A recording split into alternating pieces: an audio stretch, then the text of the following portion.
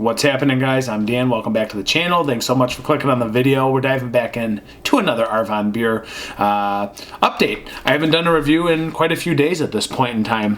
I was gone over the weekend. I went to the Detroit Lions game, which was absolutely epic.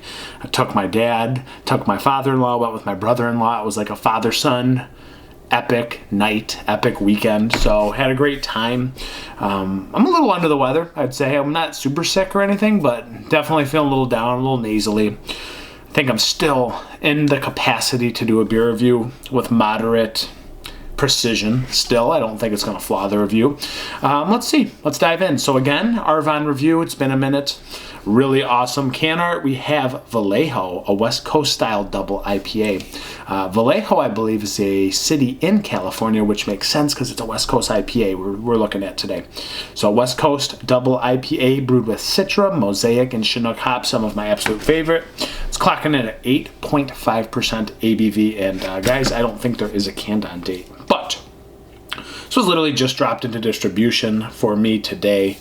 This is going to be around $4.99 for this can, and really good value at 8.5%. So it's Arvon beer. When we see it, we drink it, we review it for you guys.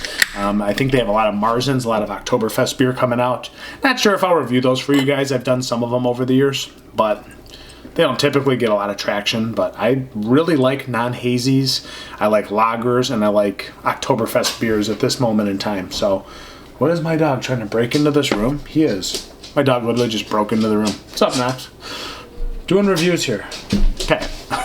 Just going live with it. It's whatever. So you can see that color. We're not going to go into too much detail. It's that honey, golden, yellow, if you will, more towards the yellow end of the spectrum.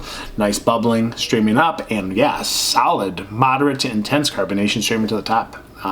Looks really good. I like that it's not like super hazy. I'm tired of hazy beers. It's just, they're overplayed. Like, yes, I love them from Arvon, but I like to see these West Coast beers. I like to see non-hazy beers. I like to see lagers, Oktoberfest ambers, German lagers. I love it. So don't think we need to go into too much more detail about this one. It is slightly hazy, but I can definitely see my hand through the other side of the glass. So let's get a whiff and see if my Greek schnoz, even with a little bit of congestion, can get a little bit of this whiff here. Wow. Little dankies, pinies. Citrus marmalade. Wow. Okay, hold on. Can't even work around here. Anyways, hold on. So again, I think clean pine citrus, floral, slight malty hue, but other than that, it smells clean. It smells relatively fresh. And just easy going on the nostrils at 8.5%. I don't get any harshness, and that's quite surprising, but it's Arvon, so not really that surprising at the same token. Let's dive in. It's Vallejo. Let's see what this 8.5 has to offer. Cheers. Oh yeah. Oh yeah. Oh yeah. Like, it's bitter and it's piney and it's slightly floral, but it's crushable. It is crushable at 8.5, like slightly dank, herbally pine. Just pine resin and hoppiness. Just beautifully put together in the palate and the aroma, and it goes down the gullet just fine. I love it. That is absolutely delicious. You have to like hoppy beers, but for as hoppy as it is, and as pine resiny as it is, resinous as it is, it's incredibly smooth. I mean, I actually would like to test any West Coast double to this challenge and see, can you make it this hoppy and this piney, yet make it this smooth and delectable at the same time? I feel like that's near impossible what's just been achieved. That is ridiculously tasty. Citrus, I'm getting a lot of the skin and the pith of tangerine. I'd say it's a lot of grapefruit, predominantly grapefruit. And there's it's just like a magical touch of like stone fruit and tropical notes, but it's just very muted compared to the resinous pine that drills you at the end of the beer.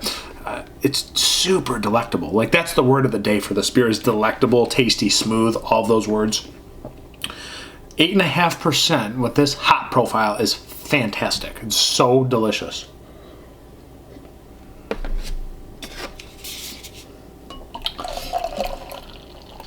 It's got just the slightest hue of maltiness. It's not even really there. It's gone, it's clean. The middle is just so smooth. There's this soft touch to it that most double IPAs from the West Coast do not bring to the table, yet this one does with relative ease. I mean, it is so smooth, guys, and I'm telling you, the IBUs on this, I don't know, hard to say. They're almost muted because of how smooth this beer is. Like, it feels like it wants to be in the 80 to 90 range, yet there's no way. It feels like there's no possible way it could be that high because of the smooth touch that this beer brings. Again, maybe a touch of mango in this tropical thing. And then really it's that intense, pithy grapefruit, a little bit of tangerine, a little bit of lemon. It's just majestic. It's one of my favorite doubles, I'd have to say, I've ever had. And I think it's attributed to not just Arvon's brewing technique, but the hops that they've picked, because I absolutely love Citra, Mosaic, and Chinook, some of my absolute favorite hops. And this one just really delivering. And I just don't see how this isn't one of the most crushable 8.5% beers I've ever had. It's just that relatively easy to explain to you guys. It's very tasty. Touch of dankness. Man, it is freaking delicious, man. I got nothing really bad to say about this. It's just so smooth. It shouldn't be like this. And rather than just rambling longer, because I'm a little bit dumbfounded, I'm just going to end it. And guys, this is a nearly flawless double. I mean, I guess somebody could say, I want more hops, I want more pine resin, because this is too smooth. That's the nitpick on this, is that if you really love West Coast beers, you want more maltiness, you want more hop, and you want more pine. For me, they've omitted the maltiness slightly, and they've really just added crushability. They softened out the back end and brought down the bitterness, and it just put the drinkability through the roof. So I guess somebody would say it's not a true West Coast IPA, but hey man, this is like some kind of new school hybrid with that West Coast, delivering insane drinkability and really give me another 8.5% beer that goes down like this. I don't think you can find it. I just don't think you can find it. So that being said, this is a freaking amazing beer. This is one of my favorite West Coast beers, doubles, of all time. It has to be because of the drinkability on this. And I love hoppy beers. This is just ridiculous.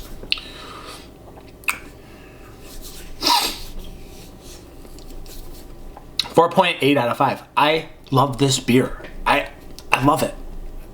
My nitpick, I guess it's not a true West Coast because you're missing some of those malty layers.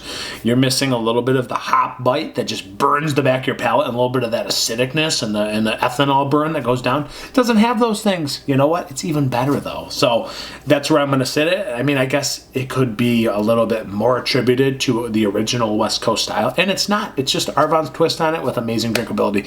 Guys, 4.8 out of 5. That's where I'm sitting on this one. If you love West Coast beers, you're probably going to love this. If you like crushable beers at 8.5%, absolutely going to love this one. As a long review, I'm Dan. I'm over and out.